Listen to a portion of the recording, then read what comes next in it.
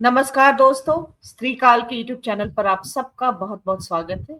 आज फिर हम रिवर्स टॉक में एक समसामयिक मसले पर बातचीत करने जा रहे हैं। मैं मनोरमा और आज हम लोग बात कर रहे हैं शशि थरूर का मुद्दा छाया हुआ है कांग्रेस के सांसद तिरुवनंतपुरम से, और उन्हें भाजपा के द्वारा ऑल पार्टी डेलीगेशन में शामिल किया गया है। इसको लेकर के तमाम किस्म के जो है वो सवाल है। शशि थरूर और मोदी पिछले दिनों लगातार एक दूसरे पे मेहरबान और कदरदान दोनों हुए हैं, और सवाल फिर यही होता है कि आखिर बीजेपी कांग्रेस के सांसद पर इतनी मेहरबान क्यों है, और शशि थरूर भाजपा के इतने कदरदान क्यों? क्या इसके पीछे पार्टी लाइन से अलग हट करके भी उनकी अपनी कोई महत्वाकांक्षा है? केरल में शशि थरूर एक जाना माना चेहरा है, लेकिन उनकी जो राजनीतिक उनका कद है वो मतलब सीमित है उस तरह से।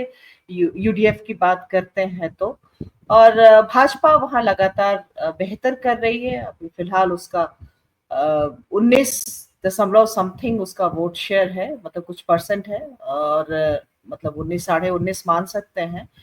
और दूसरी बात यह है कि लगातार अभी जो सबसे जो 140 विधानसभा सीट केरल का हुआ करता है, उसमें पहले 2019 के समय में सिर्फ एक सीट पर जो है एक विधानसभा उसमें वहां पर वो पहले पोजीशन पर थी। आज की तारीख में वो 10 ऐसे सीट हैं जहां पर वो पहले पोजीशन पे है, और बाकी कुल मिलाकर वो कुछ और 1 दर्जन के करीब जो है वो दूसरे स्थान पर, और कुल मिलाकर 30 सीट है जहां पर वो मतलब कि तीसरे पोजीशन पर टोटल अगर मानते हैं, जहां भाजपा एक बेहतर स्थिति में केरल में। तो एक एक दूसरी तस्वीर जो है वो केरल में भाजपा की जो है वो एंट्री वो प्रस्तुत करती है। तो ये भी हम इसको देखेंगे, ये दूसरा मसला है जब हम बात करेंगे शशि थरूर के बारे में, तो इसके बारे में भी बात करेंगे। लेकिन फिलहाल जो हम बात करने जा रहे हैं वो ये है कि ऑपरेशन सिंदूर की कथित सफलता के बाद मोदी सरकार ने वैश्विक स्तर पर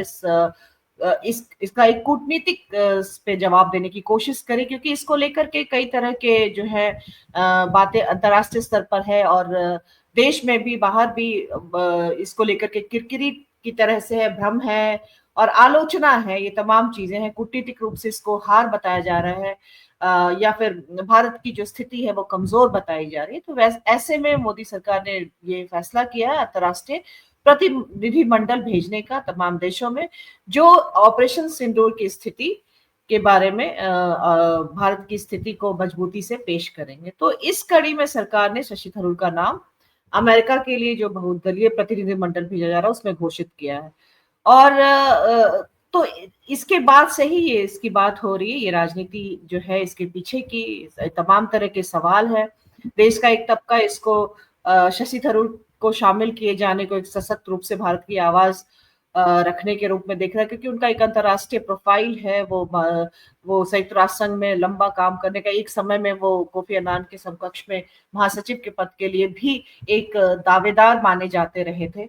तो ये उनकी अंतर्राष्ट्रीय उसमें है, और उनकी विद्वता बौद्धिकता वो एक अलग तरह से अंतर्राष्ट्रीय डिप्लोमेसी और उसके हिसाब से है। हम उस पर भी चर्चा करेंगे। लेकिन सबसे ये बात है कि कांग्रेस महासचिव जयराम रमेश ने शनिवार को जो प्रतिनिधिमंडल के लिए जो प्रस्तावित 4 सांसदों के नाम दिए थे, उसमें आनंद शर्मा का नाम था, गौरव गोगोई का नाम था, डॉक्टर सैयद नसीर हुसैन का नाम था, राजा बरार का था।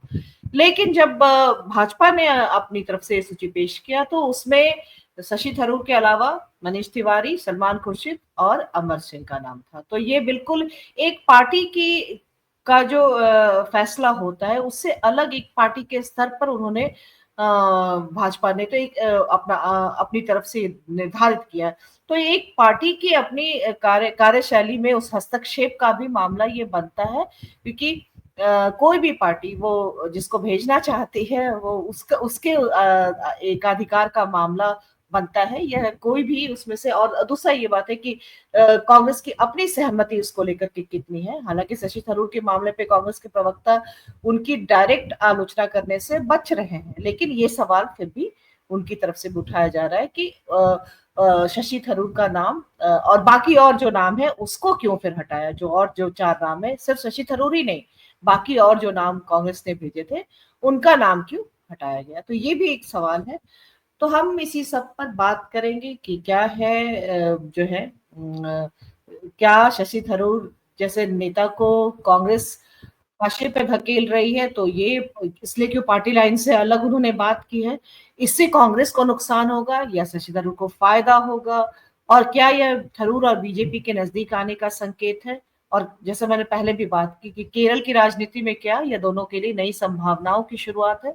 इन सब पर आज हम चर्चा करेंगे। हमारे साथ एक आज देख ही रहे हैं आप लोग स्क्रीन पर प्रबुद्ध हमारे साथ वक्ता हैं आज, तो हम सबका स्वागत करते हैं। हमारे साथ सीमा है, सीमा पत्रकार है रही है, राजनीतिक विश्लेषक और टिप्पणीकार हैं। हमारे साथ हेमंत कुमार जुड़ा है। हेमंत कुमार वरिष्ठ पत्रकार, राजनीतिक विश्लेषक, टिप्पणीकार। संजीव चंदन श्रीकाल के संपादक, और सुनील शुक्ला हमारे साथ वरिष्ठ राजनीतिक संपादक, विश्लेषक और टिप्पणीकार। आप चारों का बहुत बहुत स्वागत है। तो आज सबसे पहले हम लोग सुनील सर के पास ही चलते हैं, और सुनील सर आपसे इन तमाम मसलों पर जो पहली प्रतिक्रिया है, आप इसको किस तरह से देखते हैं? शशि थरूर का नाम और बाकी और जो नाम है कांग्रेस के दी हुई लिस्ट में के नामों को हटा करके उसको शामिल करने को आप कैसे देखते हैं? धन्यवाद मनोरमा जी। सरकार को किसी भी शिष्टमंडल में किसी भी सांसद को शामिल करने का अधिकार है, इससे इनकार नहीं किया जा सकता। लेकिन अगर सरकार दल विशेष से उनके प्रतिनिधियों का नाम पूछती है तो उसका सम्मान करना चाहिए। अगर वो सम्मान नहीं करती है तो उसके राजनीतिक अर्थ निकाले जाएंगे। भारतीय जनता पार्टी की कार्यशैली में दलीय हित, दलीय राजनीति सबसे सर्वोपरि रहता है। इस निर्णय में भी ये बात शामिल होती है। आप कह सकती हैं कि जो 7 प्रतिनिधिमंडल बनाए गए हैं उसमें इस तमाम लोगों को शामिल किया गया है। दल का नेता होना और प्रतिनिधिमंडल का सदस्य होना दो अलग अलग चीजें हैं। और आप प्रतिनिधिमंडल भेजते क्यों हैं? इसके पहले तो कोई प्रतिनिधिमंडल गया नहीं था किसी क्राइसिस में, लोग गए थे, इंडिविजुअल्स गए थे। वो इंडिविजुअल्स कौन थे? जयप्रकाश नारायण। वो इंडिविजुअल्स कौन थे? अटल बिहारी वाजपेयी। वो इंडिविजुअल्स कौन थे? सोनिया गांधी। अगर आप भारत का प्रतिनिधित्व करने के लिए एक शिष्टमंडल भेज रहे हैं तो आपके पास वो चेहरा भी होना चाहिए जो कम से कम पूरे भारत में पहचाना जाता हो, दुनिया में भी उसको भारत के प्रतिनिधि के रूप में देखा जाता हो। अगर आपके पास ये सोच नहीं है, आप किसी को भेज दीजिए। मैं तो कह रहा हूं कि आप MS धोनी को भेज दीजिए कम से कम पूरे हिंदुस्तान का प्रतिनिधित्व करने के लिए। चेहरा तो आपके पास। अच्छा, अगर आप राष्ट्रपति नहीं है, अगर आप प्रधानमंत्री नहीं है, अगर आप उपराष्ट्रपति नहीं है, केंद्रीय मंत्रिमंडल के सदस्य नहीं है, किसी राज्य के मुख्यमंत्री नहीं है, तो आपको ऐसा एक व्यक्ति होना चाहिए जिसके पास कम से कम नैतिक बल और एक उसके साथ एक आभा मंडल हो कि जो उस बात कह रहा है व्यक्ति उसको सुना जाए, एक कोरम होकर न रह जाए। जो रविशंकर प्रसाद जी केंद्रीय मंत्रिमंडल में शामिल होने लायक नहीं है, भारतीय जनता पार्टी की सरकार ने उनको अपने मंत्रिमंडल में शामिल नहीं किया, भारतीय जनता पार्टी ने उनको अपने संगठन में कोई महत्वपूर्ण स्थान नहीं दिए, और वो रविशंकर प्रसाद जी को आप भेज रहे हैं कि दुनिया में वो अपना भारत का पक्ष रखेंगे। आप संजय झा साहब को आप ले लीजिए। संजय झा साहब को हिंदुस्तान के अन्य राज्यों में कितने लोग जानते हैं? मैं चुने प्रतिनिधि हैं, उनका सम्मान करता हूं, लेकिन अगर देश के प्रतिनिधित्व की बात करेंगे तो कम से कम ये बात तो होनी चाहिए ना कि आप भेज किसको रहे हैं, किसको नेता बना रहे हैं, और अंदरूनी राजनीति क्यों नहीं है ये? शशि थरूर साहब की योग्यता पे मुझे कोई बहस नहीं है। विद्वान व्यक्ति हैं, अच्छे वक्ता हैं, जानकार हैं, डिप्लोमेसी में उनकी दखल रही है, लिखने पढ़ने वाले व्यक्ति हैं। लोकसभा में उनका भाषण मैंने कई बार सुना है, उनकी विद्वत्ता मुझे कोई शक नहीं है। लेकिन विद्वान होना और एक बेहतर कम्युनिकेटर होना, पक्ष रखना, दो अलग चीज है। और दूसरी चीज कि डिप्लोमेसी में जो पॉलिटिकल एक पॉलिटिकल लीडर की जिसके साथ बड़ा जन समर्थन है और एक बड़ा एक ऑरा है उसका एक अलग असर होता है। मैं नहीं कहता, ठीक है आप शशि थरूर को भेज दे रहे हैं, बहुत अच्छी बात है, लेकिन फिर आपने नाम क्यों मांगे? और यह शशि थरूर को भेजने के पीछे क्या कांग्रेस की राजनीति को प्रभावित करने की कोशिश नहीं है? जिन लोगों को आपने शामिल किया है नेता के रूप में, समाजवादी पार्टी इस समय संसद में इस देश के 3 नंबर की पार्टी है। एक व्यक्ति नहीं है उनका, वो नेता नहीं हो सकता था। तृणमूल कांग्रेस 4थे नंबर की पार्टी है, उस पार्टी का कोई नेता यहाँ पर एक सवाल कांग्रेस के साथ भी उठता है कि उन्होंने उसमें शशि थरूर का नाम उन्होंने क्यों नहीं नहीं किया था? ये, अरे शशि थरूर जिन लोगों का नाम डाला उन्होंने, क्या अयोग्य लोग हैं वो? हाँ, वो सलमान अयोग्य लोग खुर्शीद, नहीं है, ये बात भी है, वो अयोग्य लोग सवाल है नहीं। नहीं, सलमान खुर्शीद ने अपनी योग्यता विभिन्न मौकों पर साबित की है।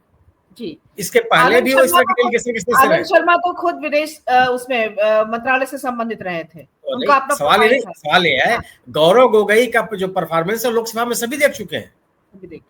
सवाल इस, और दूसरी चीज ये कांग्रेस का अधिकार है कि कांग्रेस किसको अपनी तरफ से किसको नॉमिनेट करेगी, ये आप कौन होते हैं डिक्टेट करने वाले। दूसरी चीज, एक बड़ा सवाल ये पैदा होगा कि जो सरकार अपनी जनता को विश्वास में नहीं ले रही है, गोया कि वह संसद की विशेष बैठक बुलाने के लिए तैयार नहीं है, सर्वदलीय बैठक में प्रधानमंत्री जी शामिल नहीं होते, विपक्ष के नेताओं से प्रधानमंत्री जी की 1 to 1 कोई बात नहीं होती, प्रधानमंत्री, रक्षा मंत्री, विदेश मंत्री कोई मीडिया के बीच में जाकर के कोई तथ्य नहीं रखते, वह सरकार दुनिया में जाकर के अपना पक्ष रख रही है, इसको किस रूप में लिया जाएगा? ये राजनीति नहीं है तो क्या है? आपने श्रीकांत एकनाथ शिंदे को रखा, एकनाथ शिंदे साहब 2 बार के लोकसभा सदस्य हैं, लेकिन जिस पार्टी से एक नैतिक अगर ताकत की बात करेंगी तो कौन सी नैतिक ताकत है उनके पास? ऐसी कौन सी खास बात है कि अमेरिकी प्रशासन के जो कूटनीति में शामिल लोग हैं वो आपकी बात बैठ के सुन रहे हैं? एक अगर प्रधानमंत्री आप नहीं है, राष्ट्रपति नहीं है, विदेश मंत्री नहीं है, तो आपकी बात सुनने के लिए कोई तैयार हो, उसके पीछे आपका तो कोई तथ्य होना चाहिए। भारत के प्रतिनिधि मात्र से तो काम नहीं चलेगा, वहां तो आपके राजदूत ही है, रोज सुबह शाम आपकी बात कर रहे हैं। एक विशिष्ट लोग अगर वो जा रहे हैं तो उस विशिष्ट लोगों की भी तो कुछ न कुछ विशेषता होनी चाहिए। और अगर आप डीएमके को शामिल करते हैं तो क्या यह भारतीय जनता पार्टी की राजनीति का हिस्सा न माना जाए कि डीएमके को भारतीय जनता पार्टी अपने साथ शामिल करने की कोशिश कर रही है, उसका एक अंग है?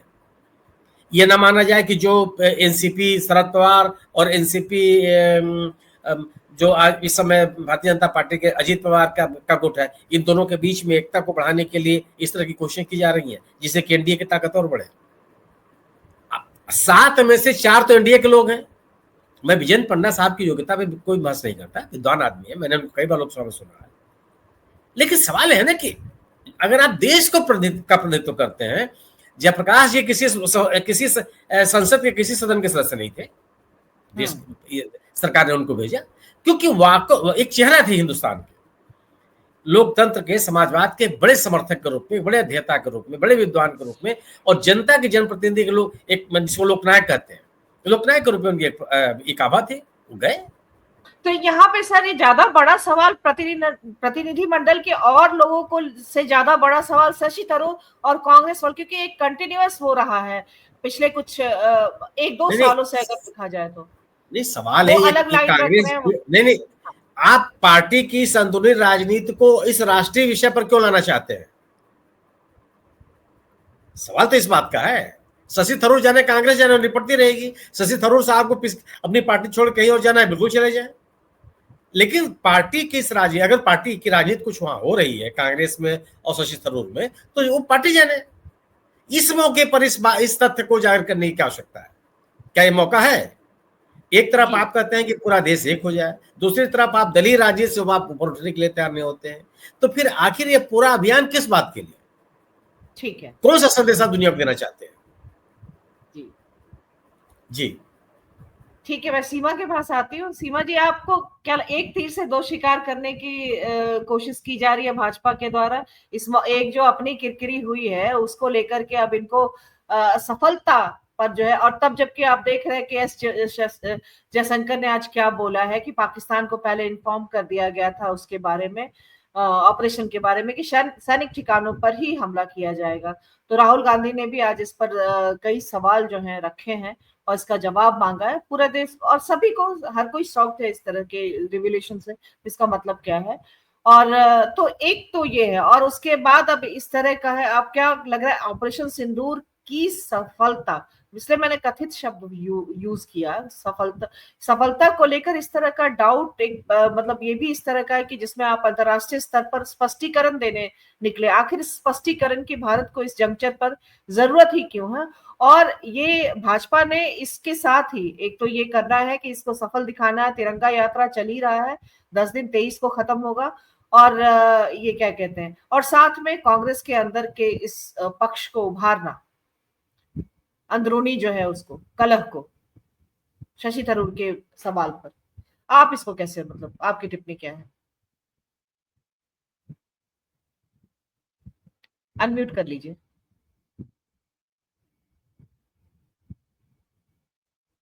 अनम्यूट कर लीजिए। आपकी आवाज, आपके भी कोई, हाँ कोई बात नहीं, शुरू से ही बोलिएगा।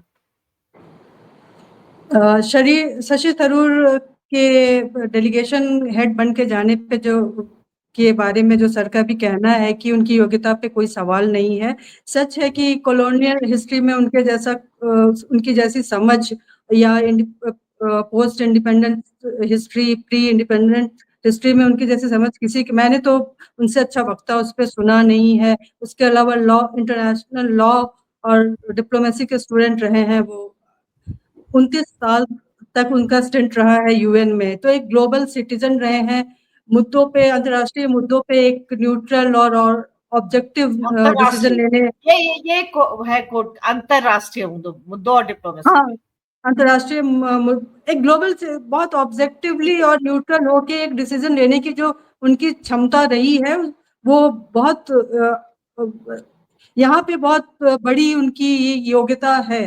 जहाँ तक ऑपरेशन सिंदूर का मामला है, पूरा विपक्षी दल एक दो छुटपुट आवाज के अलावा सरकार के साथ थी, इस पूरे ऑपरेशन में सपोर्ट था सरकार का। बाद में जब ट्रंप के इंटरवेंशन की बात हुई और विपक्षी दलों ने जब सरकार को आड़े हाथों लिया, तो शशि थरूर ही इकलौते थे जिन्होंने इस बात का समर्थन किया और कहा, और उस पर कोई आपत्ति की बात नहीं की कि अगर मध्यस्थता की भी ट्रंप को, तो उसको शशि थरूर नहीं, विपक्ष के एक नेता थे जिन्होंने उसको सपोर्ट किया था उस स्टैंड पे सरकार को। तो और दूसरी बात, जहां तक हम बात कर रहे हैं कि कांग्रेस के और नेताओं की सूची के अलग लिया चुना गया शशि थरूर को, तो मुझे लगता है इनका जो यूएन का स्टंट रहा है और जो अभी तक की इनकी उस पर ज्यादा फोकस रहा है। बीजेपी के बाद खुद ऐसा कोई नेता नहीं है जो इसको वो भेज सकते थे। रविशंकर प्रसाद हो, अनुराग ठाकुर जैसे लोगों का नाम है डेलीगेशन में। मतलब across party line Shashi Tharoor जैसी तो योग्यता नहीं है अंतर्राष्ट्रीय मंच पे किसी मुद्दे को लेकर जाने की। जहां तक बात हो, जहां तक आंतरिक राजनीति की बात है, तो जाहिर सी बात है, हमेशा नेता प्रतिपक्ष को पीवी नरसिंह राव ने भी भेजा था अटल बिहारी वाजपेयी को जेनेवा कन्वेंशन में। आज राहुल गांधी है नेता प्रतिपक्ष, उनका समक्ष भी खड़ा करने की कोशिश हो सकती है। उनको ज्यादा योग्य माना, बीजेपी की तरफ से सबसे जो सर्टिफिकेट देना चाहती हो, ज्यादा योग्य मानती हो, या बाकी उनके नासिर हुसैन है, इंटरनेशनल रिलेशन के स्टूडेंट रहे हैं। तो मतलब एक संदेश ये भी है कि राहुल गांधी को बीजेपी योग्य नहीं मानती है, कांग्रेस में एक संदेश ये भी उनको जाता नीचा है। दिखाने, हाँ वो भी हो सकता है उनकी योग्यता पे। सबसे ज्यादा योग्य जो कांग्रेस में अगर बीजेपी को कोई लगता है तो शायद शशि थरूर लगते होंगे, और उनकी योग्यता पे कोई शक भी नहीं है जहां तक अंतर्राष्ट्रीय मामलों की बात है। तो बहुत सारे स्टैंडिंग कमेटी, पार्लियामेंट्री कमेटी के मेंबर और चेयरमैन रहे हैं, इसमें कोई शक नहीं है। और अब जब ग्लोबल सिटीजन रहे हैं और बाहर से आए हुए, देश में बसे, बहुत ही डाइवर्स सोसाइटीज को बिलोंग करते हैं शशि थरूर, और हमेशा एक इंडिविजुअल माइंड रहा है। मेन स्ट्रीम पार्टी है कांग्रेस, लेकिन उसके अलग जाकर भी कोई स्टैंड लेने की उन्होंने हिम्मत दिखाई है कई बार, पार्टी लाइन से अलग जाके। जब कांग्रेस पार्टी या कोई भी बड़ी पार्टी मुख्य धारा की अपने डेलीगेशन के सदस्य चुनती है, तो उनका बस यही आधार होता है जो पार्टी के सिद्धांतों को अच्छी तरीके से सामने लेके जा सके, विचारधारा को। जाहिर है वहां पे थोड़ा प्रॉब्लम है। कांग्रेस, शशि थरूर अलग जाके कांग्रेस से कई बार स्टैंड लेते दिखते हैं कई मामलों में, तो कांग्रेस पहली पसंद शशि थरूर नहीं हो सकते हैं। पर अब कांग्रेस को आगे बढ़कर इसका क्रेडिट जरूर लेना चाहिए और बोलना चाहिए कि सारे बीजेपी को अपनी पार्टी में भी शशि थरूर के लायक कोई योग्य नेता नहीं मिला कि और उनको चुना गया है। आज बहुत लोगों ने अटल बिहारी वाजपेयी को भेजने की बहुत बार मैंने कई जगह पढ़ा भी, हाँ 91 में भी भेजा था, 90 में जेनेवा कन्वेंशन में पीवी नरसिम्हा राव ने, उसका भी आधार वही था कि 77 में जब वो विदेश मंत्री थे, 94 में एक डेलीगेशन गया था और 2008 के टेररिस्ट अटैक के बाद भी एक डेलीगेशन, हाँ जेनेवा कन्वेंशन में भी गया था 90s में जब वाजपेयी जी को भेजा गया था। और 77 में जब वो विदेश मंत्री थे और जिस तरह से उन्होंने गुटनिरपेक्ष आंदोलन के अगुवा के रूप में बात की थी और अपना पक्ष रखा था, हिंदी में उनके भाषण को आज तक लोग सुनते हैं, तो उसके पीछे उनकी भी वो लेगेसी थी। शशि थरूर के पीछे भी एक बहुत बड़ी लेगेसी है, यूएन में उनका स्टेंट रहा है, विद्वान रहे हैं, तो वो तो एक बाहर से देखने की चीज है, उनकी योग्यता की बात है। आंतरिक राजनीति में वही हो सकता है कि बीजेपी को लगता है कि कांग्रेस में इनसे योग्य नेता नहीं, हालांकि वो पिछला चुनाव कांग्रेस के अध्यक्ष के हारे हुए नेता हैं, तो मल्लिकार्जुन खड़गे या राहुल गांधी से बढ़कर मानती है। और अगर केरल की राजनीति की बात करें तो अगर बीजेपी में आते भी है शशि थरूर, तो 1-2 एमपी सीट के अलावा वो ज्यादा कुछ किसी से ज्यादा कुछ नहीं अचीव किया जा सकता है शशि थरूर को लाकर। अब कांग्रेस के नेता के रूप में ओमन चांडी या ए.के. एंटनी जितने बड़े मास लीडर रहे हैं, शशि थरूर उस तरह के नेता नहीं हैं केरल में कांग्रेस के उतने मास सपोर्ट वाले। वो वही है, पैरासूट वाले नेता हैं, से उतारे गए नेता हैं। तो अगर हो सकता नहीं, उस लेकिन तरीके राजीव से चंद्र आज जो बीजेपी का स्टेट हेड है केरल में, राजीव चंद्रशेखर, उसको हराया है उन्होंने। बिल्कुल, लेकिन 15,700 वोट था, वो बहुत कम मार्जिन था, बहुत मुश्किल से जीते थे, बहुत लास्ट डे में। तो अगर वो बीजेपी जैसा कि लोग बोल रहे हैं ज्वाइन करेंगे, करते भी है तो ज्यादा से ज्यादा 1 या 2 एमपी सीट आ सकती है केरल से, उससे ज्यादा नहीं हो सकता। आप स्टेट इलेक्शन तो बिल्कुल ही नहीं विन कर सकते। केरल में बीजेपी को हल्के में लेने की बात नहीं की जानी चाहिए, क्योंकि लगातार जो है ग्रोथ के उसमें है वो। बिल्कुल, जहां पे आप शून्य थे तो वहां एक भी बढ़ेंगे तो आप ग्रोथ की स्थिति में ही होंगे। वो बात हम पश्चिम बंगाल में भी कहते रहे हैं, पिछले चुनाव में हम कह रहे थे, वहां तो मानी बात की जा रही थी कि बीजेपी जीत रही है, तृणमूल हार रही है। तो वो अलग चीजें हैं, परसेप्शन की चीजें।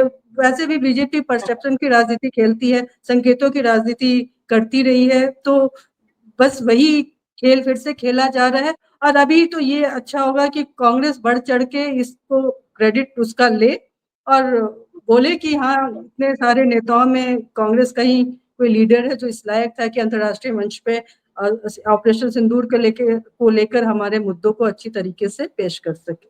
ठीक है, चलिए, हमें विनय ठाकुर ने ज्वाइन किया है। विनय ठाकुर हमारे स्त्रीकाल के साथी संपादक और वरिष्ठ पत्रकार, राजनीतिक टिप्पणीकार। हम आपका स्वागत करते हैं विनय। हेमंत जी के पास चलते हैं। अभी देखिए, एल.आर. भारती की इंटरेस्टिंग टिप्पणी थी, हम उसमें हंस भी रहे थे कि सुब्रमण्यम स्वामी को भेज सकती थी भाजपा।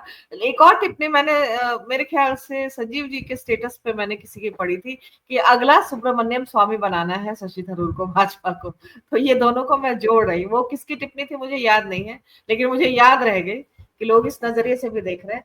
हेमंत जी, आपको क्या लग रहा है कि कांग्रेस को इस वक्त में शशि थरूर को ओन करना चाहिए? और ये ज्यादा, हालांकि देखिए अभी भी आलोचना मैंने नहीं सुनी है कांग्रेस के किसी प्रवक्ता से शशि थरूर की। भाजपा ने हस्तक्षेप किया, उसको लेकर के आपत्तियां हैं।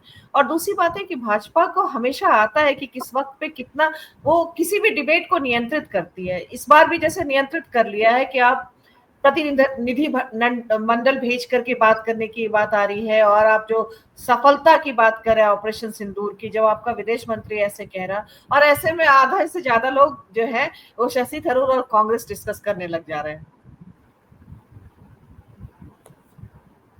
धन्यवाद।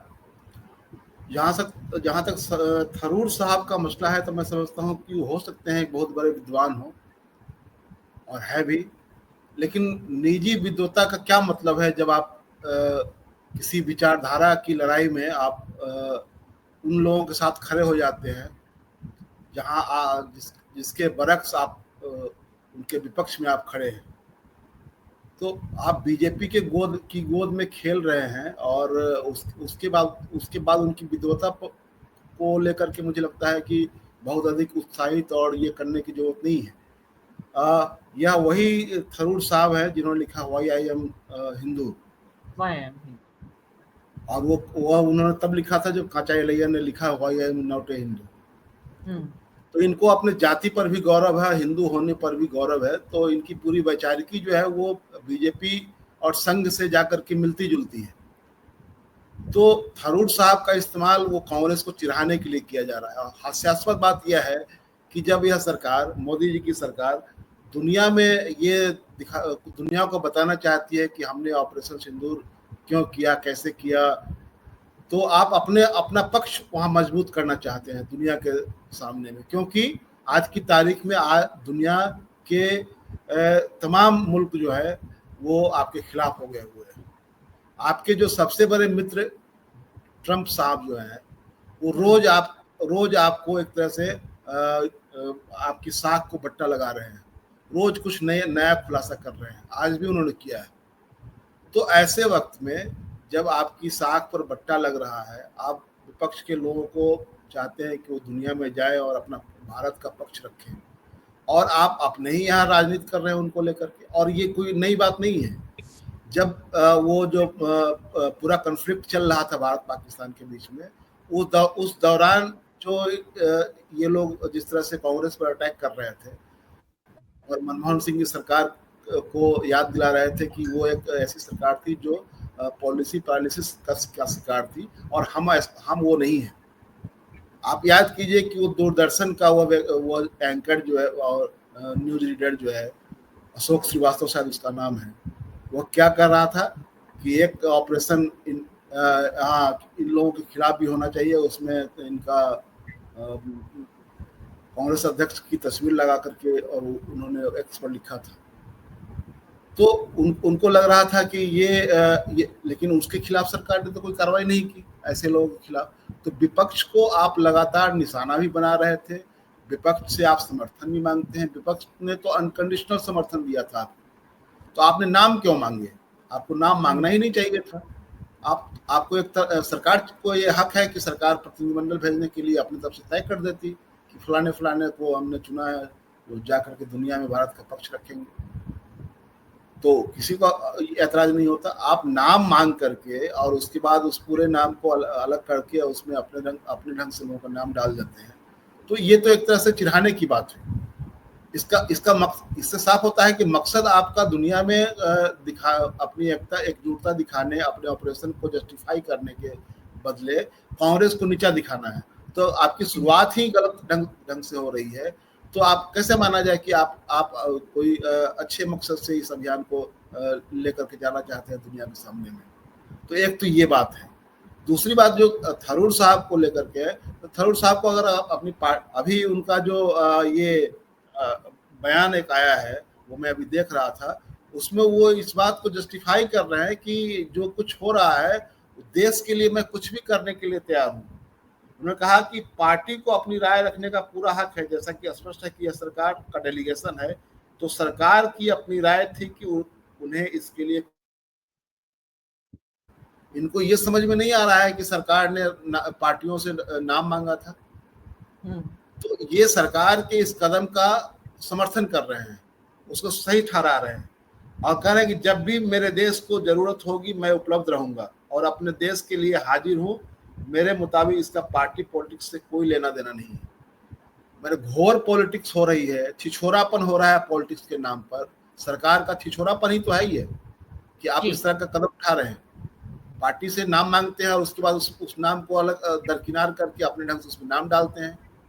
तो इस छिछोरेपन के पक्ष में थरूर साहब खड़े हो जा रहे हैं, तो उनकी विद्वता भाड़ में जाए। क्या मतलब है उनके विद्वान होने से? उनकी विद्वता है, उसकी अपनी विद्वता की कमाई खा रहे हैं वो, लेकिन उससे देश का कुछ होने वाला नहीं है। उस जिस जंक्चर पर आज देश खड़ा है, जिस तरह से आपको घोषित करना चाहिए कि हमने मध्यस्थता मान ली है। अब कश्मीर के मुद्दे पर भारत पाकिस्तान के रिश्ते को लेकर के उसमें एक तीसरा पक्ष भी होगा जो अमेरिका होगा। आप मान लीजिए, आप घोषणा कर दीजिए, आपको लाज क्यों लग रही है? आप निर्लज्जता पूर्वक इस पर कुछ बोल भी नहीं रहे हैं, आपके मुंह से बोलती नहीं निकल रही है। मोदी जी का ट्रंप का नाम लेने में लाज लग रहा है और ट्रंप रोज आपके ऊपर पानी डाल रहे हैं। तो ये एक ऐसा अवसर है जिसमें साफ साफ लग रहा है कि इनका मकसद बिल्कुल साफ नहीं है। ये कहीं से भी, इनको बहुत दिनों के बाद विपक्ष की याद आई है, लेकिन याद भी कैसे आई, उसमें भी ये अपना छिछोरापन दिखा रहे हैं, उसमें भी अपनी राजनीति घुसेर रहे हैं और बहुत ओछा बना। ठीक है, राजनीतिक पार्टी है, आपको राजनीति करने का हक है, लेकिन इस तरह का छिछोरापन ऐसे मौके पर करने से क्या हासिल करेंगे आप? उससे क्या हासिल कर पाएंगे आप? मुझे लगता है कि बहुत कुछ हासिल नहीं कर पाएंगे। ये तो एक तरह से मजाक, हंसी का पात्र पूरा देश बन रहा है। ये चीजें अंतर्राष्ट्रीय जगत में भी जा रही है। दुनिया आज एक ग्लोबल विलेज की जो कल्पना है, उसमें सब चीज मिनटों में सब पूरी दुनिया में चली जाती है। तो पूरी दुनिया में मैसेज किया जा रहा है। तो आपको अपनी एकजुटता का मैसेज देने के बदले में आप यहाँ खुद अब ये विपक्ष सबसे बड़ी पार्टी जो है संसद में, उसको आप एक तरह से अंगूठा दिखा रहे हैं। तो ये जो मुझे लगता है ये बचकानी हरकत करके सरकार ने अपने मकसद पर ही पानी फेर दिया है और ये बिल्कुल गुड टेस्ट में नहीं है।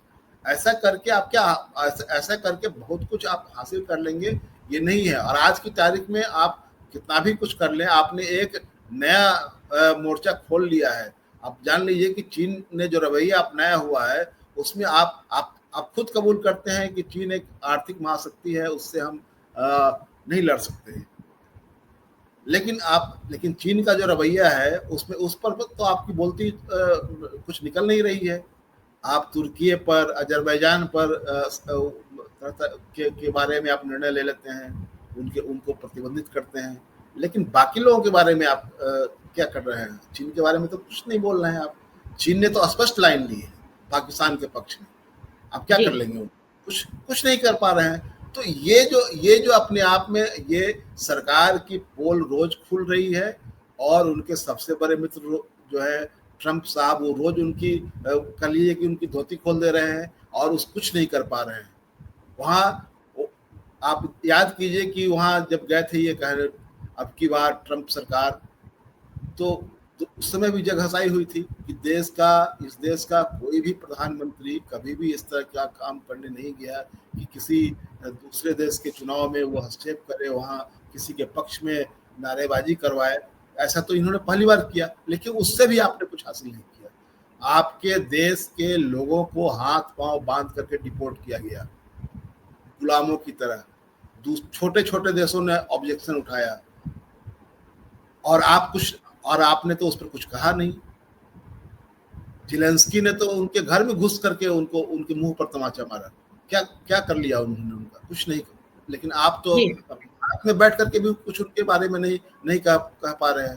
तो ये पूरा जो रवैया है, ये रवैया एक तरह से आप भारत की एकजुटता और भारत का अपने ये निर्णय के पक्ष में माहौल बनाने के बदले में आप दूसरे किस्म का माहौल बना रहे हैं। आप अपने ही घर के भीतर में आप विवाद खड़ा कर रहे हैं। तो ये आपके मकसद पर ही पानी फेर रहा है। तो मुझे लगता है कि सरकार को इस बचकानी हरकत से बचना चाहिए था और ये ऐसा करके वो कुछ बहुत हासिल करने के बदले में नुकसान उठाने की स्थिति में होंगे। इससे ज्यादा उनको कुछ हासिल होने वाला नहीं है। जी ठीक।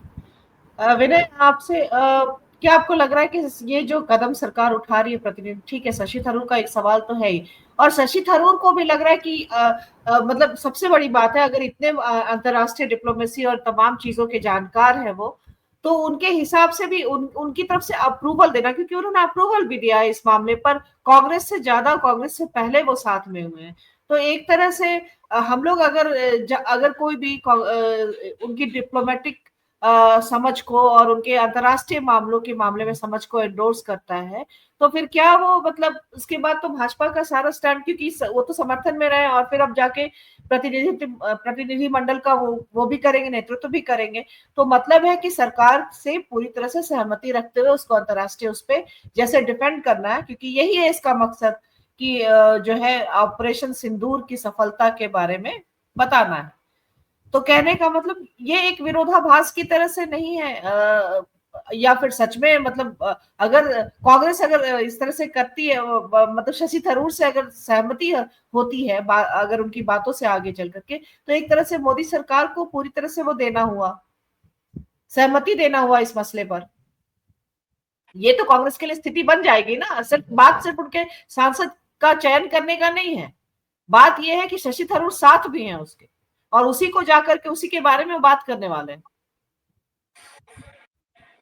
दो बातें, एक तो कुछ बातें हेमंत जी ने कही। देखिए, अंतर्राष्ट्रीय जो कूटनीति होती है उसमें आपकी विद्वता से ज्यादा आपकी साख जो है वो काम करती है। शशि थरूर की जो मूल जमा पूंजी या साख जिस वजह से है, एक तो उनके अंग्रेज माने भाषा ज्ञान, और दूसरा वो चूंकि यूएन में एक उच्च पद पर रहे थे तो उनको लगता है कि उस अनुभव का इस्तेमाल किया जा सकता है। यहाँ एक बात हम लोग को हमेशा ध्यान में रखना चाहिए कि शशि थरूर को वो संयुक्त राष्ट्र संघ के महासचिव का चुनाव भी लड़ा था, और भारत जो है काफी माने बैक और फ्रंट कोशिश के बाद उसको कैंडिडेट भी भारत ने घोषित किया था, जब उस समय शेख हसीना की बेटी भी चुनाव लड़ रही थी मेरे ख्याल से। और उसमें जो बात खुल करके आई थी कि शशि थरूर ने जो है अपने बारे में झूठ बोला था कि उनको इतने लोगों का समर्थन है और वो चुनाव जीत सकते हैं, एक बात। दूसरी बात जो है, बाकी जो उनकी जो आइडियोलॉजिकल जो वेवरिंग्स है वो सब तो चर्चा होती रही है। एक और बात जो हम लोग को ध्यान में रखनी चाहिए वो ये है कि सुनंदा पुष्कर मामले में भले उनको क्लीन चिट दे दिया गया, लेकिन उनकी गर्दन हमेशा बीजेपी ने पीछे से पकड़ रखी है, और इसीलिए गाहे बगाहे शशि थरूर जो है वो ऐसे बयान देते रहे जो बीजेपी को फायदा पहुंचाती रही है। और यहाँ भी मतलब मामला तोता और वो गर्दन वाला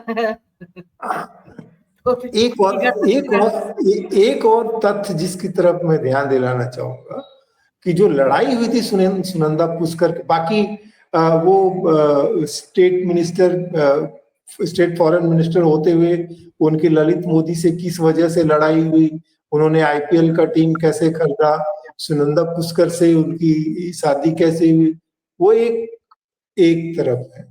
पर जो लड़ाई हुई, हाँ, वो एक अलग कहानी है।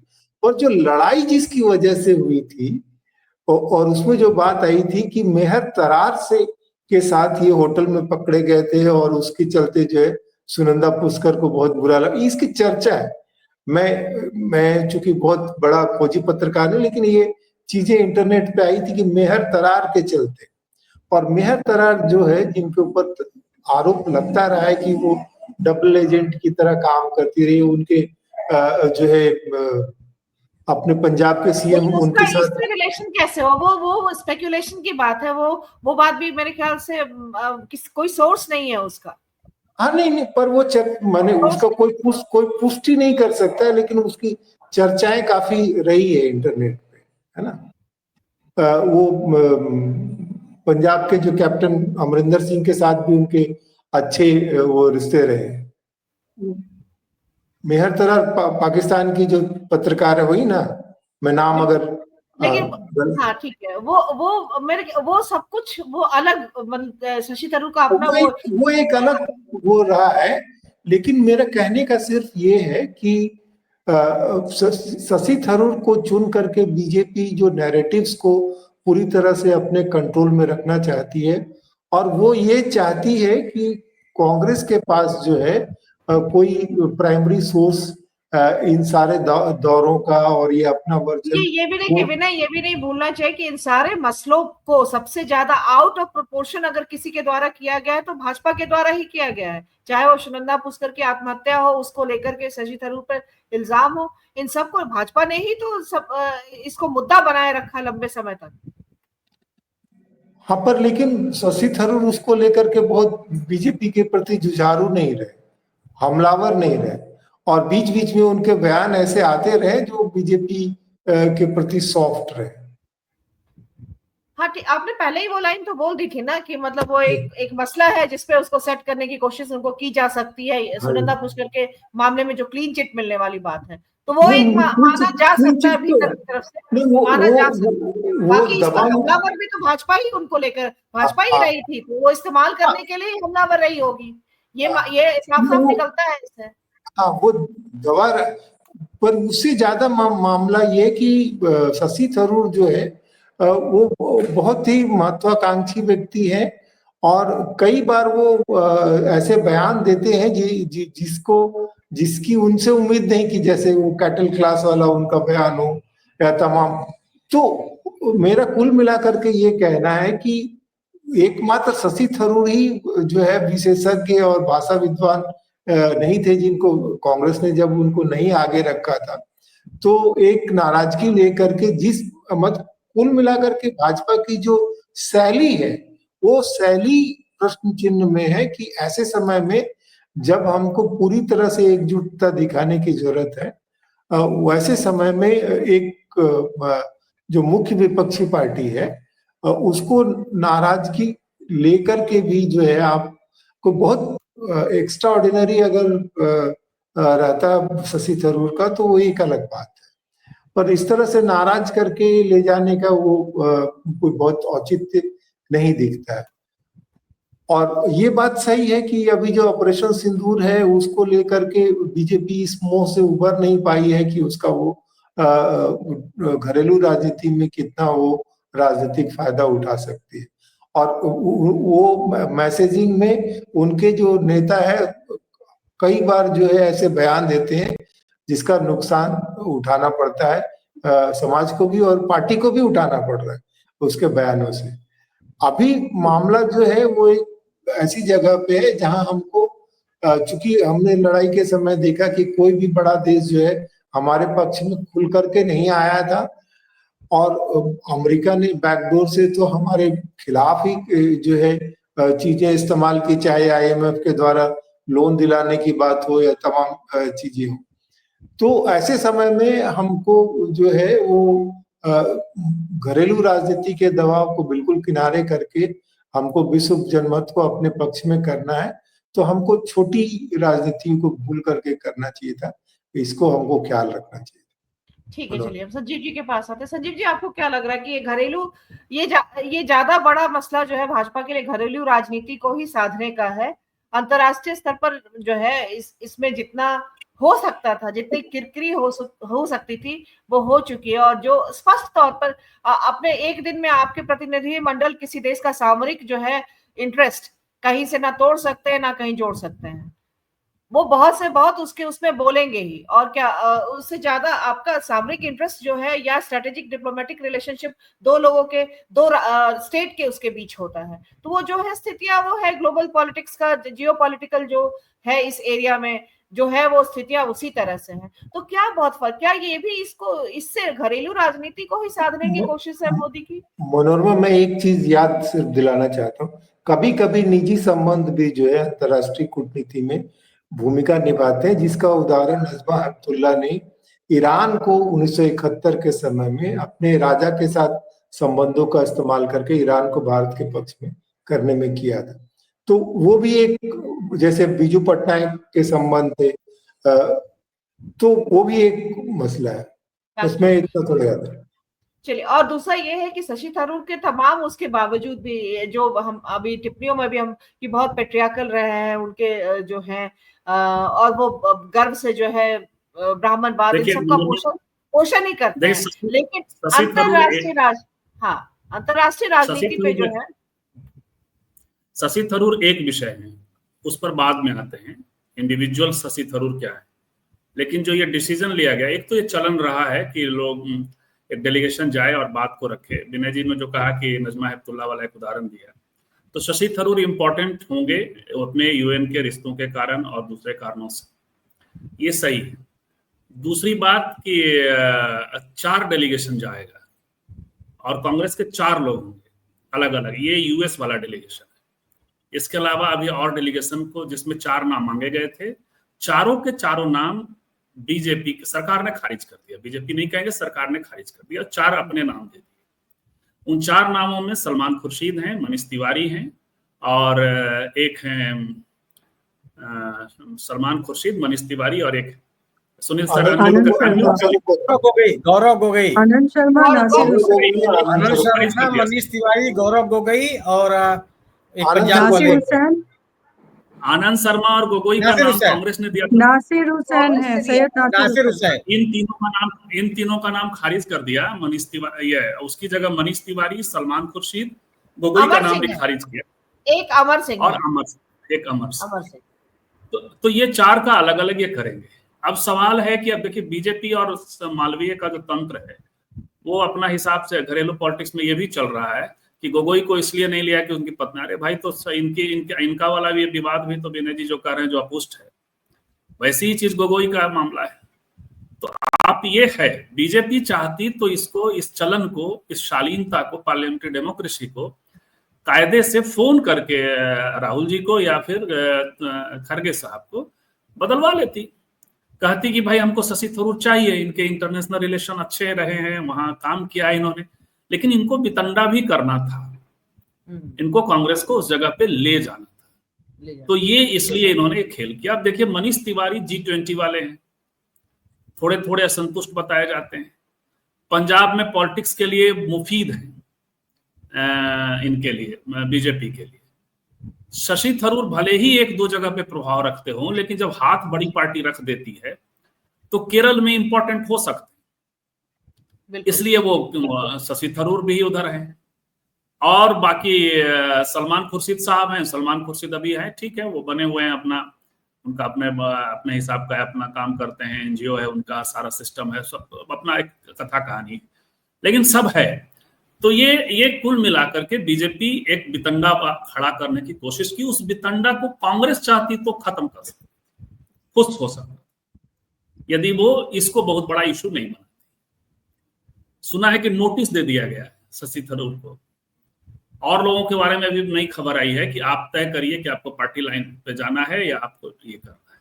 ये सब करने की जरूरत है। ये पूरा इनकी सारी कवायद को ये करके कांग्रेस इसका अपने में इस्तेमाल करती कि अंततः हम जा रहे हैं।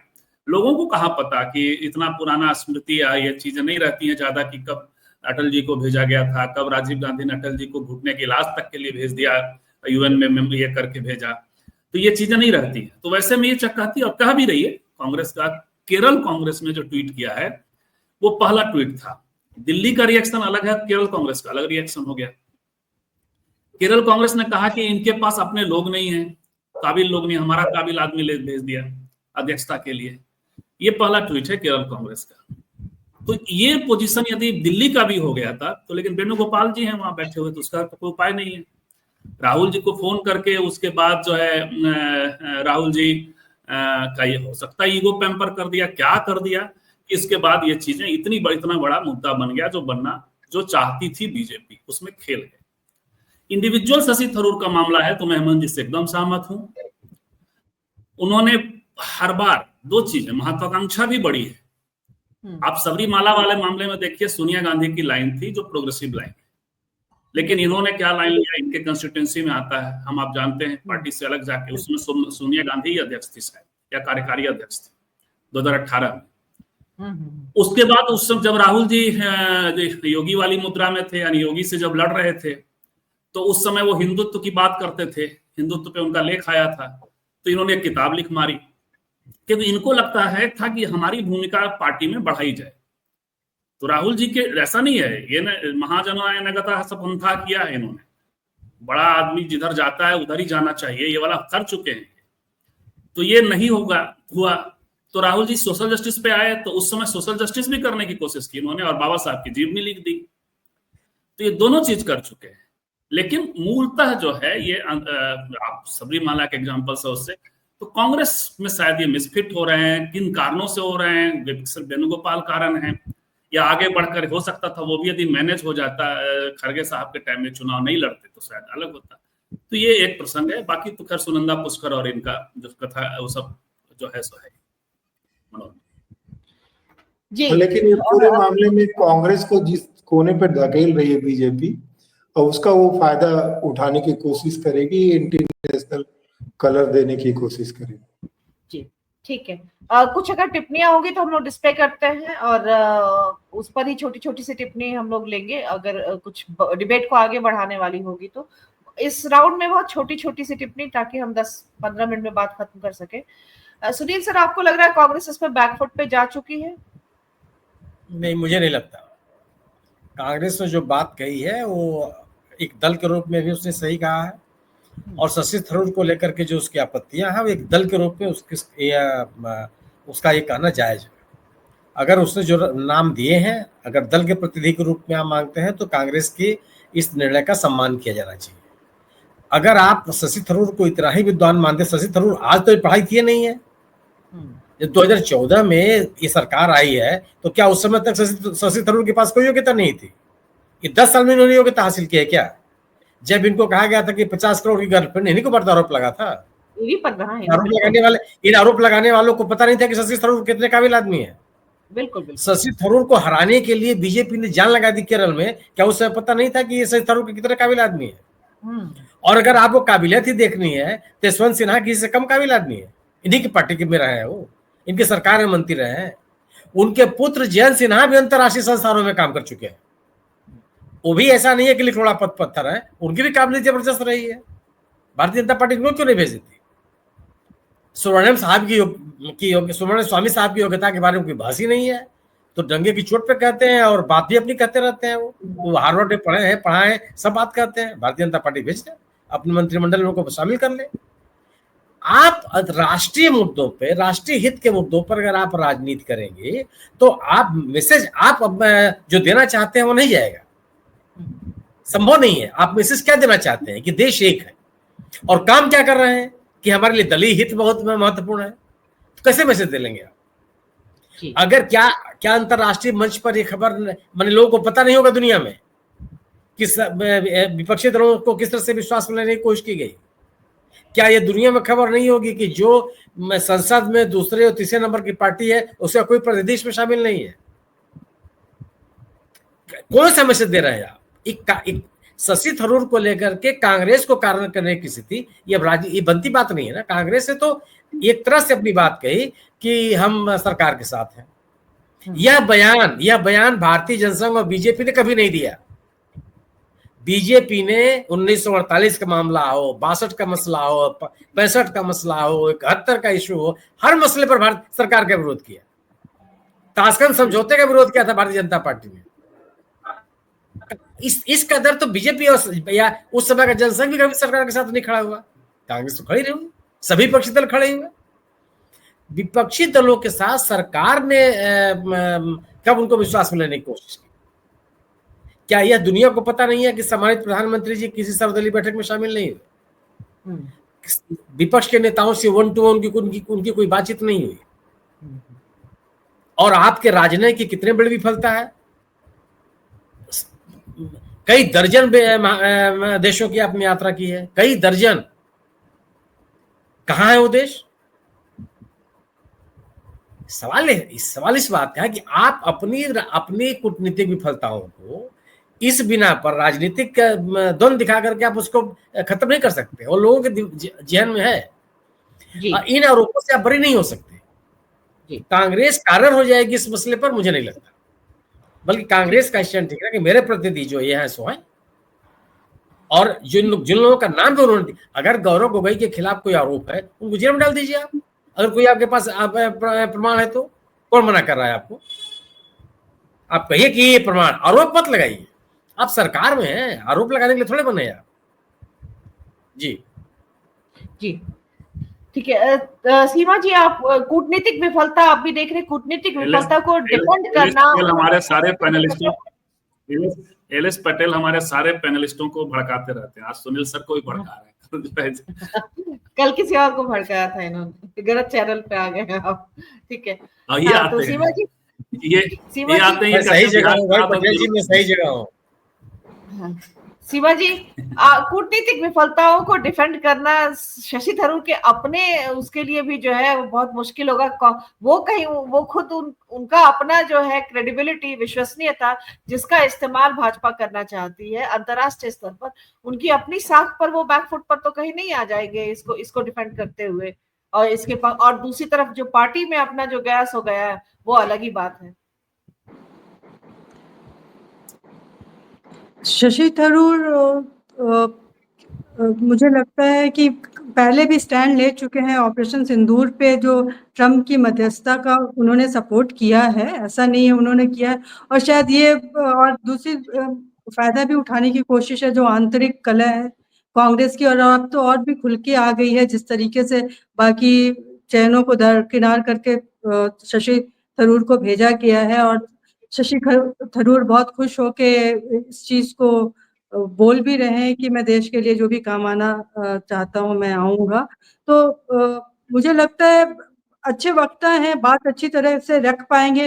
वो डेलीगेशन के अध्यक्ष हैं, लेकिन उसके अलावा भी जो लोग हैं जैसे शिंदे हैं, श्रीकांत शिंदे हैं शिवसेना से, या कनी मोइन है और डीएमके से, इनका सिलेक्शन भी पता नहीं किस आधार पे भाजपा ने क्या सोच के इनको डेलीगेशन का हिस्सा बनाया। शायद पार्टी की पसंद को वरीयता दी गई है, सिवाय कांग्रेस के मामले में जहां बिल्कुल दरकिनार करके कांग्रेस को कोने में बिल्कुल किनारे में ढकेलने अलग थलग दिखाया गया है विपक्षी एकता के भी मामले में। कि हालांकि इंडिया ब्लॉक के 3 नेता हैं जो शिंदे हैं और गनी मोइन है और ये शशि थरूर, ये सारे लोग हैं।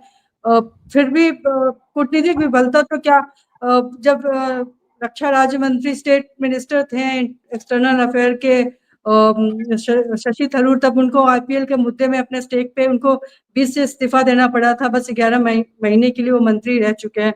तो वहां भी वो स्टैंड भी उनका बहुत विवादित था। विदेश मंत्री के तौर पे जो राज्य मंत्री थे वो तो था ही। तो थोड़ा यहाँ उनकी आंतरिक राजनीति में जो उनका स्टैंड रहा है विदेश मंत्री या क्या, वहां तो थोड़ा एक ब्लॉट तो है, उसके साथ वो जा रहे हैं डेलीगेशन को। लेकिन मुझे लगता है सिंदूर, ऑपरेशन सिंदूर और इस डेलीगेशन के बहाने एक पॉइंट आगे बढ़त बनाने की कोशिश की है बीजेपी ने कांग्रेस पे शशि थरूर को आगे लाकर, कि आप अपनी पार्टी, मुझे ये लगता है ये बीजेपी की कोशिश रही है कि कांग्रेस के डेलीगेशन को दरकिनार करके पूरे लिस्ट को शशि थरूर को जो आगे लाया गया है, तो कांग्रेस को भी नीचे दिखाने, नेताओं को नीचे दिखाने की कोशिश है, उनकी राजनीति को भी थोड़ा पीछे ढकेलने की मौजूद सपोर्ट करने के विपक्ष की एक साथ मुद्दे पे खड़े होने के। इस मुद्दे पे बीजेपी ने बिल्कुल लोकतांत्रिक मर्यादा का नहीं सम्मान किया है। जी हेमंत जी, आप फिर फाइनली सबको सुना आपने, आप अब क्या कहेंगे इस पर? क्या कूटनीतिक रंग देने की कोशिश, नहीं, कूटनीति को राजनीतिक रंग, घरेलू राजनीति का रंग देने का भाजपा का जो, जिसको हर एक चीज को मास्टर स्ट्रोक ही कहा जाता है, ये उनको भारी पड़ेगा, या फिर उन्होंने अपना जो है चलना था वो चल दिया है तमाम विफलताओं के बावजूद, कूटनीतिक विफलताओं के बावजूद? जो आंतरिक राजनीति जो है, घरेलू राजनीति के पिच पर जीतना, ये सबसे बड़ा हमेशा लक्ष्य रहा है मोदी का, तो वहां पर वो फिर विनर हैं।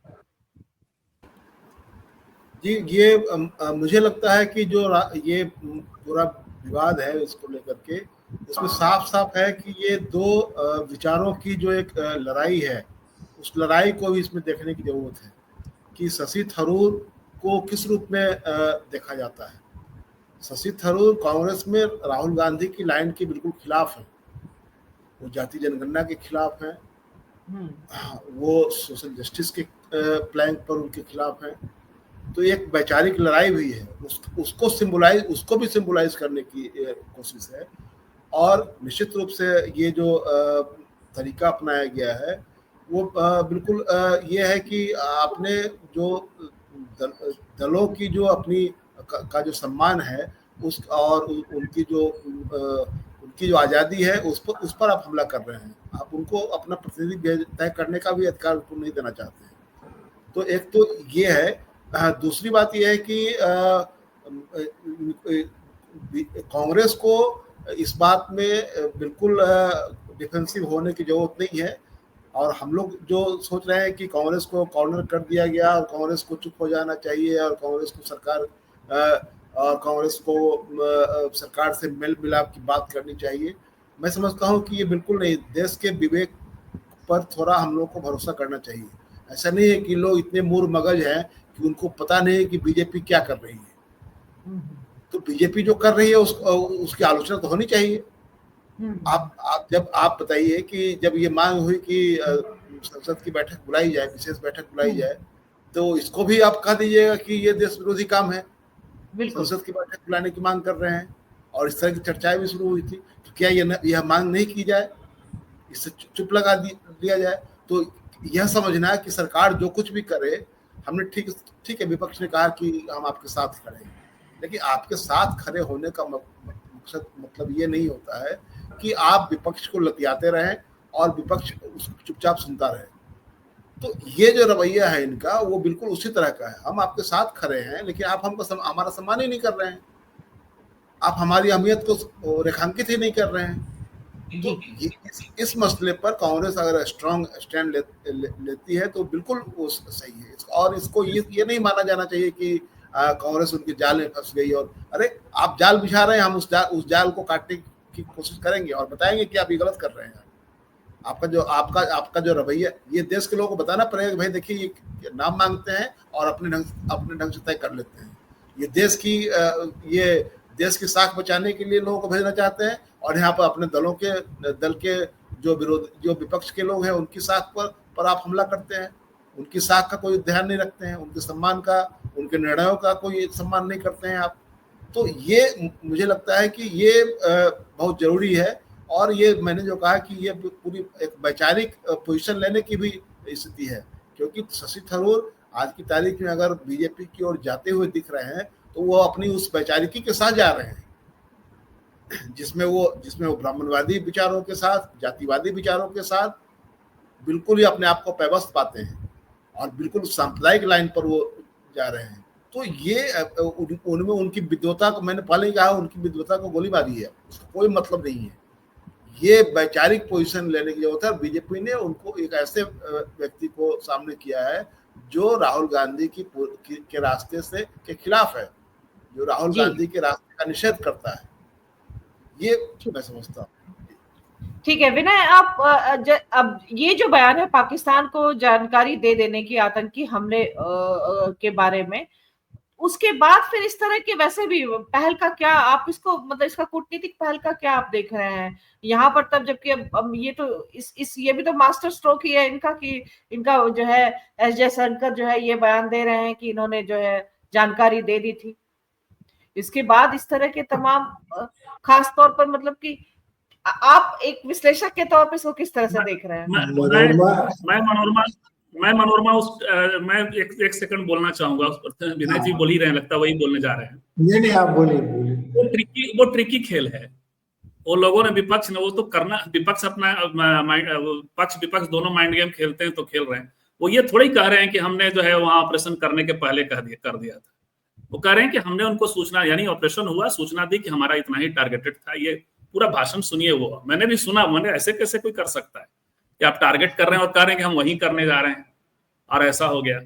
जी अभिनय जी। ये तो उसके बाद भी ये बयान तो उसके बाद भी आ गया था। ऑपरेशन सिंदूर के बाद सेना के द्वारा भी आया, भारत सरकार ने भी कहा कि हमने टारगेटेड बिल्कुल उसी को दोहराया है। लोग आज चला रहे हैं उसको, आज दिन भर चला है विपक्ष के लोग। Question paper S Jaishankar Pakistan के उससे मिल रहे हैं, शहबाज शरीफ से, और ये कुछ ऐसा ही है मनोरमा की, जैसे कि हम घर में घुस करके मारते हैं और हम बता करके मारते हैं।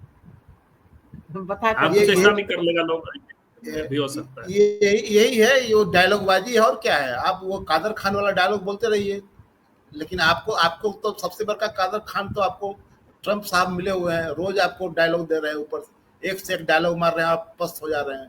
तो कादर खान आज की तारीख में आप कादर खान भी नहीं बन पा रहे हैं।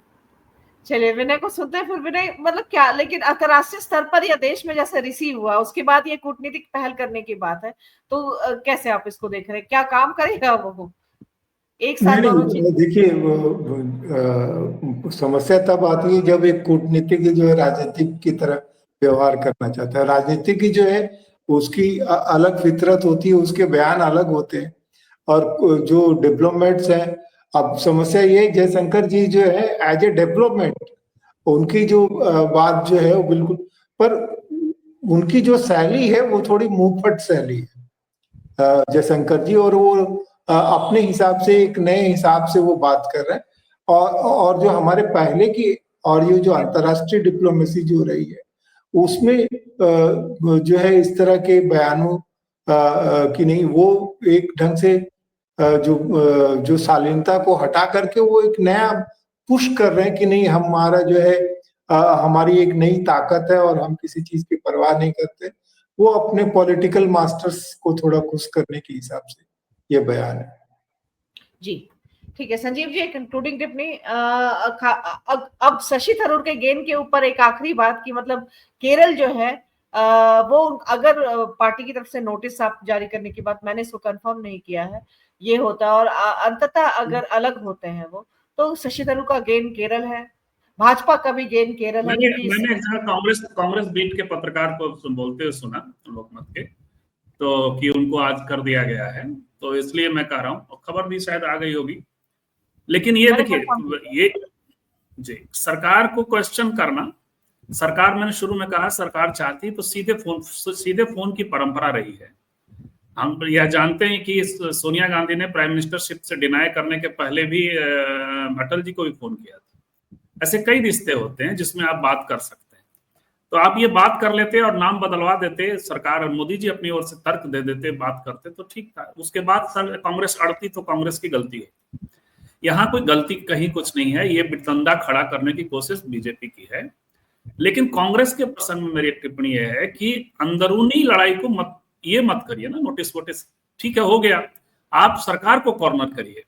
आप अंदर में जो ये कर रहे हैं, तो ये लड़ाई वो जिस तरह से हेमंत जी देख रहे हैं वैसा नहीं है। वेणुगोपाल कोई सोशल जस्टिस वाले आदमी नहीं है ना, वहां ये जिन्होंने हिंदुत्व के लाइन को लेके, एक एंटनी कमेटी ने सबसे पहले कांग्रेस पे कमेटी बनी और कहा कि आपने हिंदू का लाइन छोड़ा इसलिए दिक्कत हो रही है, दो सारी बातें कही थी। उसमें ये भी था कि आपके सेकुलरिज्म को भी कायदे से नहीं समझा जा रहा है, तो इसलिए ये लड़ाई में नहीं है, ये इनका अपना लड़ाई है, वहां वर्चस्व की लड़ाई है। और वेणुगोपाल खुद एक मुख्यमंत्री कैंडिडेट है कांग्रेस की तरफ से, उनको तो अमन चंडी भी पसंद नहीं है। तो वो जो ऑफिस है वो थोड़ा आपस की लड़ाइयों में नहीं उलझता तो ज्यादा अच्छा था। जो चाहती है बीजेपी वो क्यों करना। हमारे घर में कोई हमारे भाई और बहनों को लड़वाना चाहता हो तो भाई यदि हम हैं तो हम तय करेंगे, हम क्यों किसी के लड़वाने से लड़ें। भले ही किसी ने गलत कर दिया हो, किसी ने गलत निर्णय ले लिया हो, हम देखेंगे। नहीं तो क्या कांग्रेस को, समाजवादी पार्टी को, टीएमसी को कांग्रेस बीजेपी चलाएगी? और अगर आपके अनुसार इस नैरेटिव को बनाए रखने के लिए आप पार्टियां चुप रहे कि नहीं ठीक है जो आपने कर दिया? नहीं ये नहीं कहा सर, मैंने कहा बीजेपी के उसको क्वेश्चन करिए, पार्टी के भीतर मोर्चा खुल गया है, इसको आप फॉरगो कर सकते थे। मैं ये कहा क्वेश्चन तो करना ही था।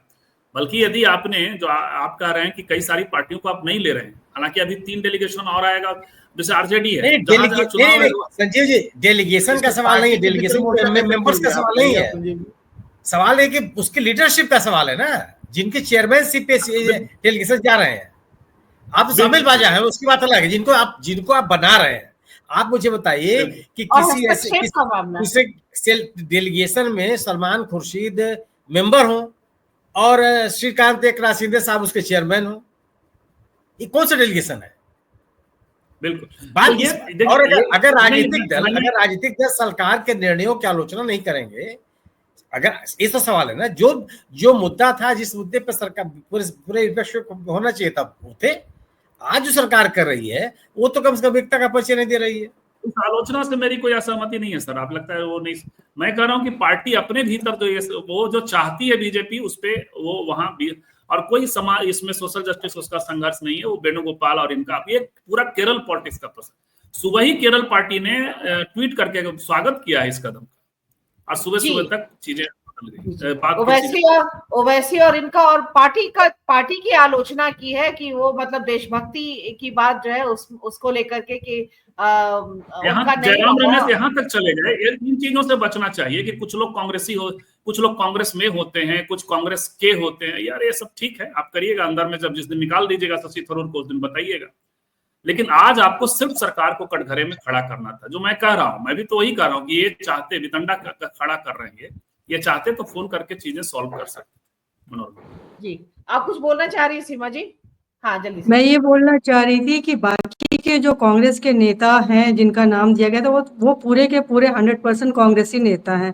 जैसा और शशि थरूर है, उनमें थोड़ा हिंदुत्व भी है, थोड़ा अंबेडकर भी है, और थोड़ा ये टिल्टेड है, थोड़ी आइडियोलॉजी, हिंदुत्व आइडियोलॉजी और बीजेपी के कई मुद्दों पे साथ सरकार का बहुत साथ देते रहे। तो इनको प्योर कांग्रेसी नेता डेलीगेशन में नहीं चाहिए था, ना कि सलमान खुर्शीद खुद विदेश मंत्री रह चुके हैं, और ऐसे में अगर अच्छी सफलता मिलती तो सारा का सारा क्रेडिट फिर से कांग्रेस को जाता, ना कि बीजेपी को ज्यादा फायदा पहुंचता। तो जाहिर सी बात एक ऐसा नेता चाहिए था कि कांग्रेस का डेलीगेशन का मेंबर भी हो और बीजेपी फायदा पूरी तरीके से बीजेपी के पाले में ही आए अंतर्राष्ट्रीय मद में।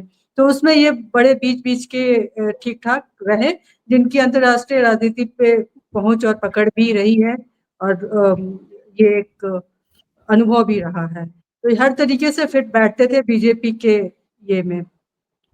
जी, तो शशि थरूर का एक आखिरी, फिर जाते जाते फिर ये रह जा रहा है कि शशि थरूर का इस तरह से बीजेपी के पक्ष में फिर बोलना, वो भाजपा को के लिए इस वक्त बहुत जरूरत है, लेकिन इससे नुकसान जो है वो कांग्रेस का होगा, ये देखने वाली बात है। बाकी जब एकजुटता की बात होती है तो व्यापक स्तर पर कांग्रेस समेत पूरे विपक्ष ने सरकार का साथ दिया है, लेकिन उसके साथ सवाल ये भी होता है कि ये एक हस्तक्षेप का मामला तो बनता ही है, और इस पर जो आपत्तियां अगर कांग्रेस की तरफ से दर्ज की जाए, कोई भी पार्टी अगर इस पर आपत्ति दर्ज करती है तो वो भी एक लोकतांत्रिक प्रक्रिया के हनन का मामला बनता है, और इस पर सवाल उठना जायज है। बाकी आगे इस मसले पर और किस तरह का डेवलपमेंट होता है, हमारी नजर उस पर रहेगी। आप सबका बहुत बहुत शुक्रिया, आउटसाइड पैनलिस्ट का भी और हमारे सभी मेहमानों का भी। कल फिर हम मिलते हैं, तब तक के लिए नमस्कार।